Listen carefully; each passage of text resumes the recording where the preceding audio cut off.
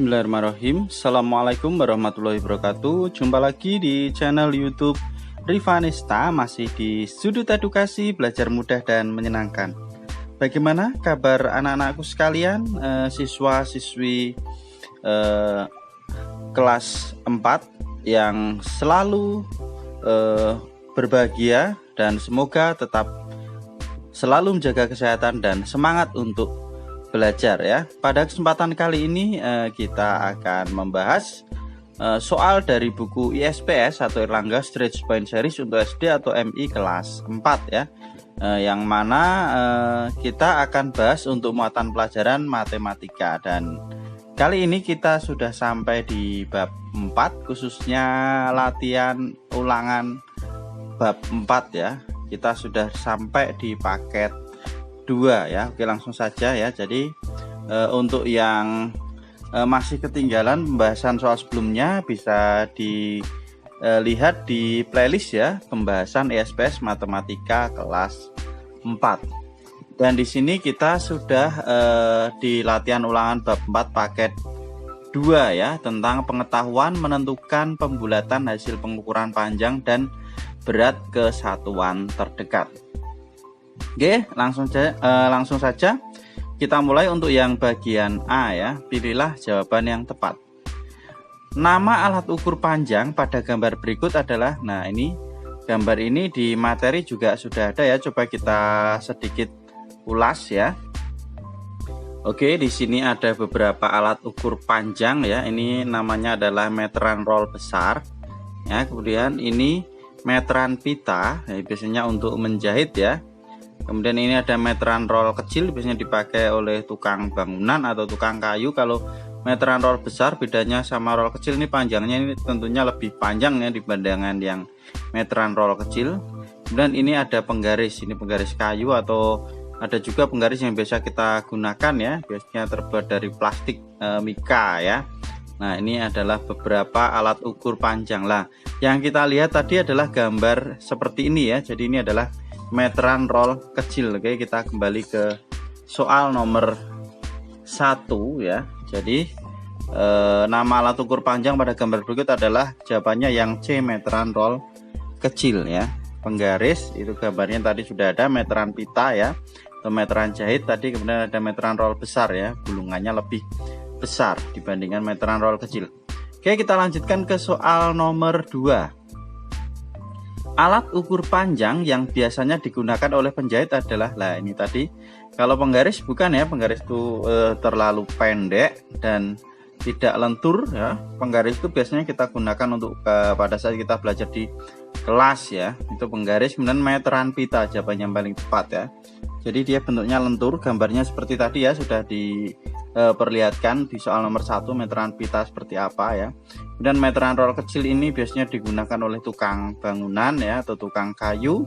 Kalau meteran roll besar ini lebih panjang, biasanya digunakan untuk mengukur mungkin panjang tanah atau untuk mengukur jalan ya, biasanya yang tentunya lebih panjang dibandingkan meteran roll kecil. Oke, kita ke nomor 3. Perhatikan gambar berikut, ini ada gambar pensil ya. Gambar pensil, kemudian diukur dengan menggunakan penggaris. Nah, panjang pensil tersebut kira-kira kita lihat di sini ya. Ini pangkalnya ini di titik 0 ya.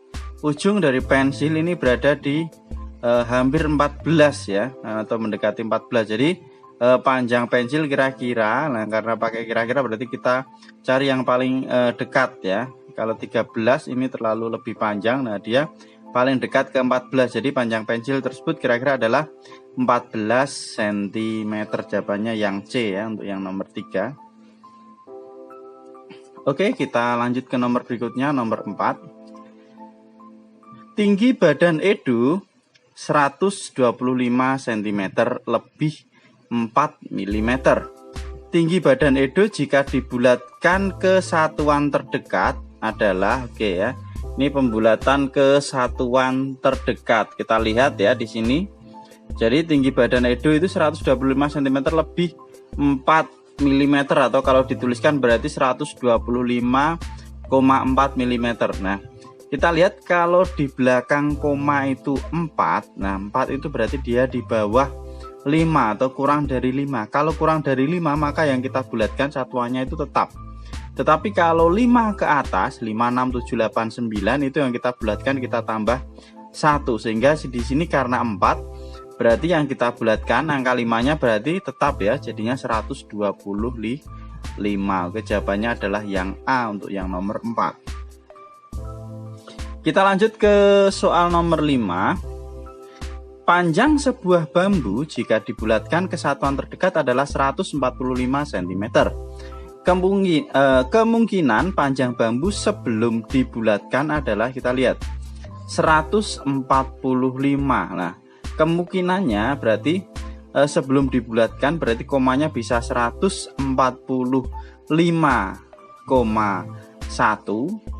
atau koma 2 atau koma 3 atau koma 4 ya. Itu nanti kita bulatkan menjadi 145 karena kalau di bawah 5 itu berarti pembulatannya tetap, atau mungkin juga 144,5, 144,6, 144,7, 144,8, 144,9. Karena kalau 5 ke atas maka pembulatannya satuannya kita tambah 1. Sekarang kita lihat di sini yang A. 144 lebih 3 mm atau 144,3. Ini kalau kita bulatkan jadinya tetap 144 ya, salah. Kemudian yang B 144,6.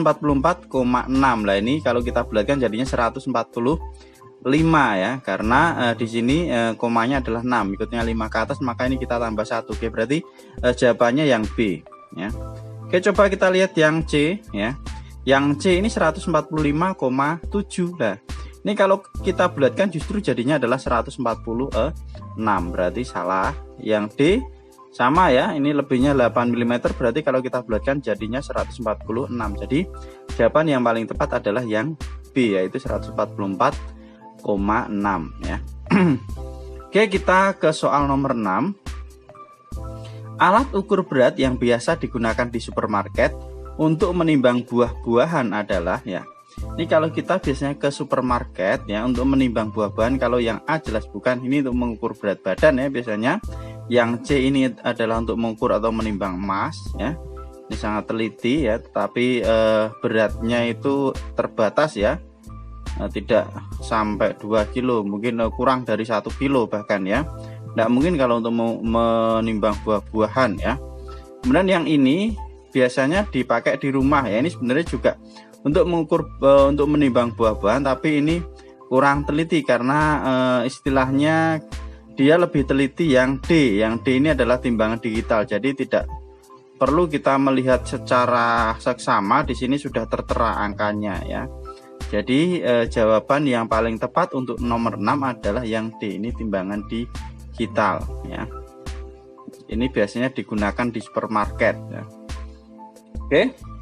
Kemudian nomor 7, berat badan Ajeng 34,6 kg. Berat badan Ajeng jika dibulatkan ke satuan terdekat adalah, kita lihat di sini.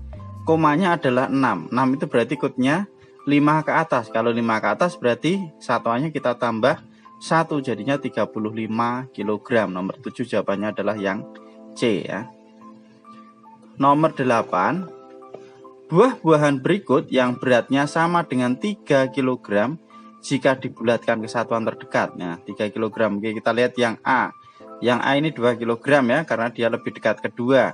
Yang B ini 3 kg ya, karena lebih dekat ke 3 dibandingkan ke 4 ya. Oke, jawabannya ini adalah yang B. Coba kita lihat yang C. Yang C ini 2 kg, berarti bukan. Yang D ini 4 kg ya. Betul, jawabannya nomor 8 adalah yang B. Oke, kita lanjut ke nomor berikutnya, nomor 9 di halaman 86 ya. Oke, untuk yang nomor 9 ini pertanyaannya adalah, berat sekantong mangga saat ditimbang adalah 2,345 kg. Berat mangga jika dibulatkan ke satuan terdekat adalah, oke, ke satuan terdekat berarti kita lihat di sini. Satuannya 2. Lah kita lihat di belakang koma yang awal atau di per 10-nya ini adalah angkanya 3 ya. Jadi kita tidak perlu melihat angka ke belakang. Nah, ini angkanya 3. Kalau 3 berarti dia di bawah 5 atau 5 ke atas. 3 berarti di bawah 5. Kalau di bawah 5 berarti ini kita tambah 1 atau tetap ya, sudah saya ingatkan berkali-kali ya. Jadi kalau di bawah 5 yang kita bulatkan adalah tetap, jadinya tetap 2. Maka berat mangga jika dibulatkan ke satuan terdekat adalah 2 kg. Jawabannya C. Nomor 10. Berat sekantong jeruk adalah 4,775 kg dan berat sekantong apel adalah 6,350 kg.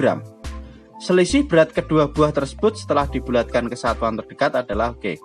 Kita bulatkan dulu ya. Untuk jeruk berarti ini karena 4,7, 7 itu 5 ke atas, maka pembulatannya jeruk jadinya 5 ya. Jeruknya 5 kg, sedangkan apelnya 6,3. Lah 3 ini berarti di bawah 5, maka di sini tetap 6 kg. Jadi jeruknya 5 kg, apelnya 6 kg. Nah, selisihnya berarti 6 dikurangi 5, hasilnya adalah 1. Jadi selisih berat kedua buah tersebut setelah dibulatkan ke satuan terdekat adalah 1 kg. Nomor 10 jawabannya yang A. Oke, mungkin sampai di sini dulu penjelasan untuk latihan ulangan bab 4 ya, paket 2 ya. Paket 2 untuk yang bagian A ya. Jadi untuk yang bagian B dan C tetap ikuti terus di channel YouTube Rivanesta. Terima kasih sudah meluangkan waktu untuk belajar bersama. Mohon maaf apabila ada kekurangan dalam penyampaian penjelasan soal. Silahkan pertanyaan atau saran bisa dituliskan di kolom komentar. Jangan lupa untuk selalu berdoa agar diberikan kemudahan, kelancaran, serta pemahaman saat mengerjakan soal-soal yang ada ya. Saya akhiri. Assalamualaikum warahmatullahi wabarakatuh.